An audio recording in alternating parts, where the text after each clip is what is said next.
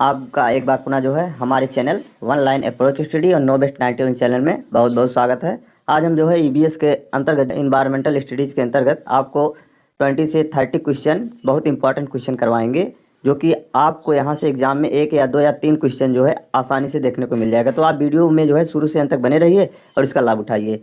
और इस वीडियो अगर अच्छा लगे इसे लाइक भी कर दीजिए, अपने दोस्तों के पास शेयर भी कर दीजिए। आइए देखते हैं। जैसे कि आप देख रहे हैं स्क्रीन पर पहला क्वेश्चन आ रहा है। जैसे कि आप देख रहे हैं पहला क्वेश्चन स्क्रीन पे आ रहा है। ओजोन क्षरण की समस्या से निपटने के लिए कौन कौन से सम्मेलन हुए हैं। तो दोस्तों यहाँ पर बताना है आपको ओजोन क्षरण का मतलब होता है जो हमारे वायुमंडल में जो है O3 के नाम से जाना जाता है, संताप मंडल में ये पाया जाता है। तो इसके क्षरण की समस्या से निपटने के लिए कौन कौन से सम्मेलन हुए हैं।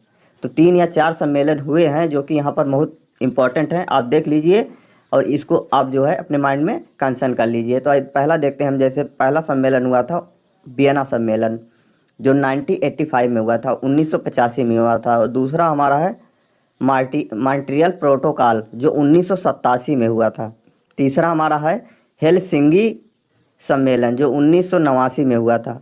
और लास्ट है लंदन सम्मेलन भी 1989 में हुआ था। तो ओजोन क्षरण की समस्या से निपटने के लिए जो सम्मेलन हुए हैं 4 हैं। पहला वियना है, दूसरा मॉन्ट्रियल प्रोटोकॉल है, तीसरा हेलसिंकी है, चौथा हमारा लंदन है। तो ये 4 सम्मेलन हैं। इसके सन भी हैं, एक 1985 है, एक 1987 है, 1989, 1989। तो 4 इन्हीं में से एक ना क्वेश्चन आपको एग्जाम में देखने को मिल जाएगा। दूसरा क्वेश्चन देखते हैं दोस्तों। भोपाल गैस त्रासदी व चेरनोबिल, जैसे कि आप स्क्रीन में देख रहे हैं, भोपाल गैस त्रासदी व चेरनोबिल परमाणु आपदा किसके कारण घटित हुई थी। तो देखिए दोस्तों, भोपाल गैस त्रासदी ये हमारी जो घटित हुई थी, ये भोपाल में घटित हुई थी। और किसके कारण घटित हुई थी?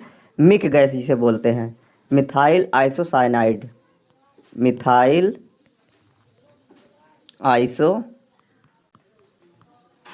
आइसोसाइनाइड इसके कारण घटित हुई थी। 1984 में ये घटित हुई थी, भोपाल में घटित हुई थी। लेकिन इसी में एक दूसरा पूछा है जो मोस्ट इम्पॉर्टेंट है, चेरनोबिल परमाणु आपदा। कई बार एग्जाम में आ चुका है। चेरनोबिल क्या है? चेरनोबिल क्या है? ये यूरेनियम लीक के कारण जो है ये घटित हुई थी यूक्रेन में 1986 में। जैसे कि आप देख रहे हैं, यूरेनियम होता है एक, यूरेनियम के जो है रिसाव के कारण, जिसे बोलते हैं रिसाव के कारण जो है ये यूक्रेन में घटित हुई थी। तो इसमें भी बहुत ही लोगों की जो है जाने गई थी। तो ये 2 जो है गैस त्रासदी है जो कि बहुत ही खतरनाक है। तो एक भोपाल गैस है, एक चेरनोबिल परमाणु आपदा है। तो चेरनोबिल परमाणु आपदा जैसे कि आप जान ले रहे हैं परमाणु के विखंडन से घटित हुई थी। तो यूरेनियम लीक के कारण 1986 में यूक्रेन में घटित हुई थी। और भोपाल गैस जो हमारा ये मिथाइल आइसोसाइनाइड के 1984 भोपाल मध्य प्रदेश में जो है ये घटित हुई थी। तो इसे आप याद रखिएगा। अगला हम देखते हैं दोस्तों। जैसे कि आप देख रहे हैं, Minamata itai blackfoot blue baby syndrome skeletal fluorosis किस तत्व की अधिकता से होता है। तो जैसे कि आप देख रहे हैं दोस्तों कि हमने जो है क्वेश्चन में कई क्वेश्चनों को शामिल किया है। तो इसमें मकसद क्या है, आप सभी क्वेश्चनों को बारीकी से जानें, क्योंकि यहाँ से क्वेश्चन जो है बनते हैं और 1 या 2 नंबर का क्वेश्चन जो है बनता है। तो जैसे कि आप देख रहे हैं मिनी माता रोग जो है दोस्तों, ये पारा की अधिकता, जो Hg बोलते हैं इसे, इसका सिंबल होता है, इसकी अधिकता से होता है। जो इटाई रोग होता है ये हमारा, ये कैडमियम की अधिकता से जो है इटाई रोग हो जाता है। और ब्लैक फुट रोग जो होता है बहुत इंपॉर्टेंट है दोस्तों, ये आर्सेनिक की मात्रा, जैसे कि पूछा गया था कि हमारे भारत में सबसे ज़्यादा कहाँ पर पाई जाती है, कहाँ पर है ये, जिसके कारण ब्लैक फुट रोग ज़्यादा पाए जाते हैं। तो ये पश्चिमी बंगाल है हमारा, पश्चिमी बंगाल में पाई जाती है। इसके बाद दोस्तों है ये हमारा ब्लू बेबी सिंड्रोम दोस्तों जो है नाइट्रेट की अधिकता से ये रोग होता है। इसके बाद स्केलेटल फ्लोरोसिस, जैसे कि नाम से ही फ्लोरोसिस है तो इसे फ्लोराइड आप जानिएगा। तो स्केलेटल फ्लोरोसिस जो है फ्लोराइड की अधिकता से होता है। तो मिनी माता हमारा जो दोस्तों ये पारा की अधिकता हो गया, इटाई जो है ये कैडमियम की हो गया, और ब्लैक फुट ये हमारा आर्सेनिक के उपस्थिति में हो गया, और ब्लू बेबी सिंड्रोम जो है नाइट्रेट की उपस्थिति में, स्केलेटल फ्लोरोसिस फ्लोराइड की उपस्थिति में होता है। तो इसे आप दोस्तों याद रखिएगा। अगला देखते हैं दोस्तों।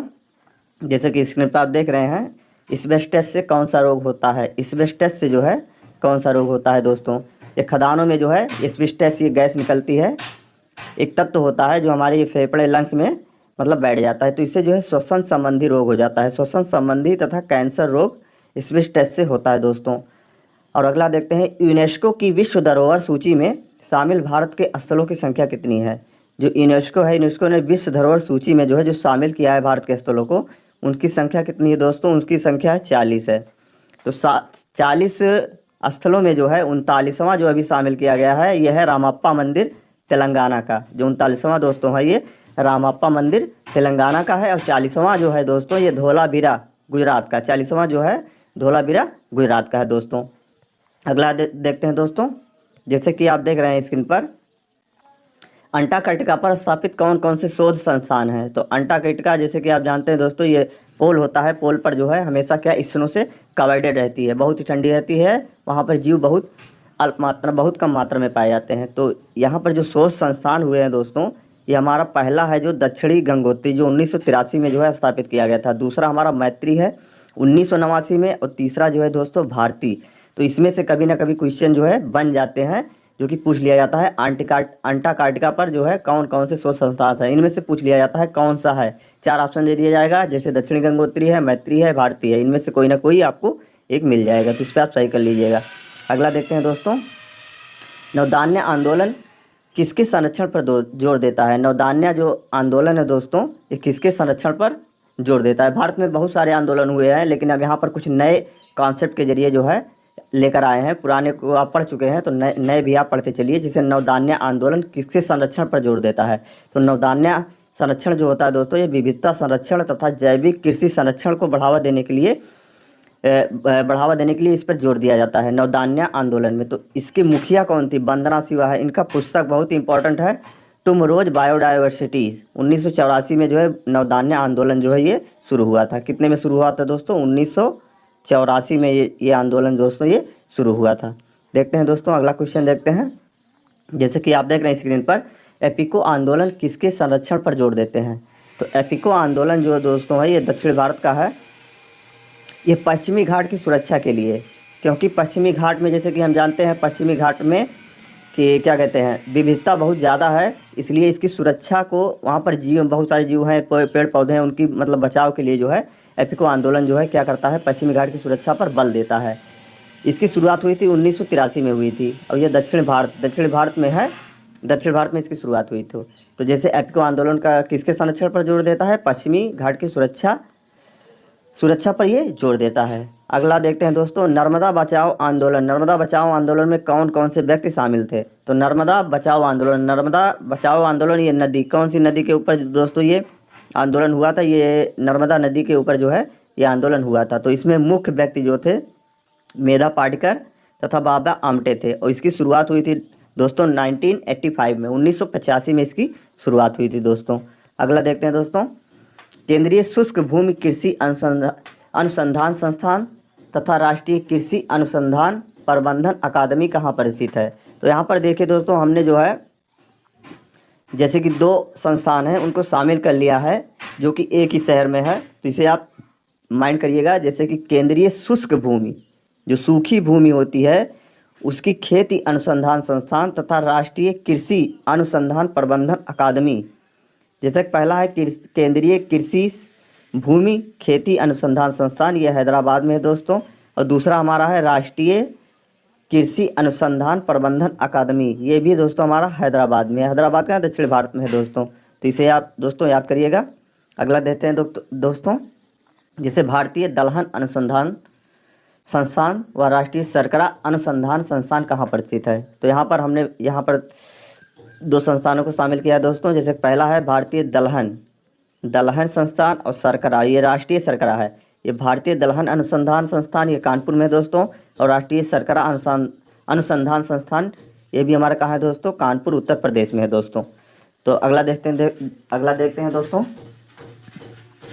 जैसे केंद्रीय कृषि वानिकी अनुसंधान केंद्र कहाँ पर स्थित है? केंद्रीय कृषि वानिकी अनुसंधान केंद्र कहाँ पर स्थित है? तो यहाँ पर पूछा है केंद्रीय कृषि वानिकी, जैसे कि अभी हमने देखा था कृषि भूमि अनुसंधान केंद्र, तो ये हमारा कहाँ था? हैदराबाद में। लेकिन यहाँ पर देखिए केंद्रीय कृषि वानिकी अनुसंधान केंद्र कहाँ पर है। ये दोस्तों हमारा है झांसी उत्तर प्रदेश में है दोस्तों। दोस्तों जैसे कि अगर ये वीडियो अच्छा लगा हो तो इसे आप लाइक कर दीजिए। यहाँ पर हमने 20 से 30 क्वेश्चन का रिवीजन बहुत फास्ट तरीके से आपको कराया है, तो यहाँ से 1 या 2 क्वेश्चन एग्जाम में आपको देखने को मिल जाएंगे। दोस्तों अगर वीडियो ये बहुत अच्छा लगा है तो इसे आप लाइक कर दीजिए, अपने दोस्तों के पास शेयर भी कर दीजिए। यदि आपने हमारे चैनल को सब्सक्राइब नहीं किया है तो चैनल को रेड कलर बटन को प्रेस करके सब्सक्राइब कर लीजिए, बगल में बेल आइकन है उसे भी प्रेस कर दीजिए। बहुत बहुत धन्यवाद दोस्तों वीडियो देखने के लिए। मिलते हैं नेक्स्ट वीडियो में, तब तक के लिए स्वस्थ रहिए, मस्त रहिए। जय हिंद दोस्तों, जय हिंद, जय भारत।